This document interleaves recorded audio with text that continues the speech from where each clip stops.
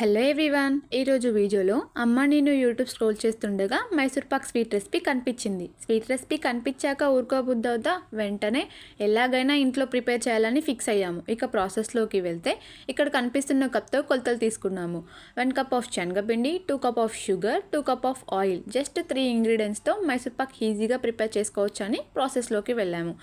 First 2 cup of షుగర్ని కరిగించుకోవాలి. కరిగించుకున్న sugar తీగపాకం వచ్చే వరకు వెయిట్ చేయాలి. తర్వాత ముందుగా జల్లించి పెట్టుకున్న శనగపిండిని కొద్దిగా ఆ షుగర్లో యాడ్ చేయాలి.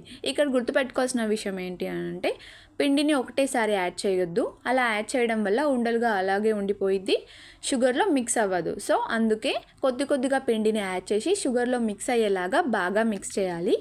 ఇక్కడ ప్రాసెస్ కొంచెం టఫే ఉండిద్దండి. కొంచెం పేషెన్సీతో మనం బాగా మిక్స్ చేస్తే తర్వాత స్వీట్ రెసిపీ ఈజీగా అయిపోయినట్టే. ఇక్కడ అమ్మ మాత్రం నాకు కలపడం ఇచ్చి జస్ట్ ఆమె పోయడమే, మిక్స్కి చేయడం వల్ల నా హ్యాండ్ చాలా పెయిన్ వచ్చింది. బాగా తప్పించుకుంది అమ్మ మాత్రం నాకు ఇచ్చేసి. ఈలోగా అమ్మ 2 కప్ ఆఫ్ ఆయిల్ని వేడి చేస్తుందనమాట. ఆ వేడి చేసిన ఆయిల్ని తీసుకొచ్చి మనం ఇక్కడ కనిపిస్తుంది కదా, ఇలా కొంచెం దగ్గరగా అయిన తర్వాత ఆ వేడి చేసిన ఆయిల్ని ఒక్కొక్క స్పూన్ యాడ్ చేయాలి. ఇది కూడా ఆయిల్ కూడా ఒక్కొక్క స్పూనే యాడ్ చేయాలి, మొత్తం ఒకటేసారి వేయొద్దు. వేయడం వల్ల పొంగి ఆయిల్ అంతా వేస్ట్ అయిపోయిద్ది. ఇక్కడ హ్యాండ్ తిప్పి బాగా పెయిన్ వచ్చింది. కాకపోతే ఇక్కడ ఆయిల్ పోసాక కొంచెం తేడాగా అనిపించింది. ఏంటి మైసూర్ పాక్ వస్తుందా రాదా అని కొంచెం డౌట్ఫుల్గా ఫీల్ అయ్యాము. ఇంతసేపు తిప్పిందంతా వేస్ట్ అయిపోయిద్దా అనుకున్నాము.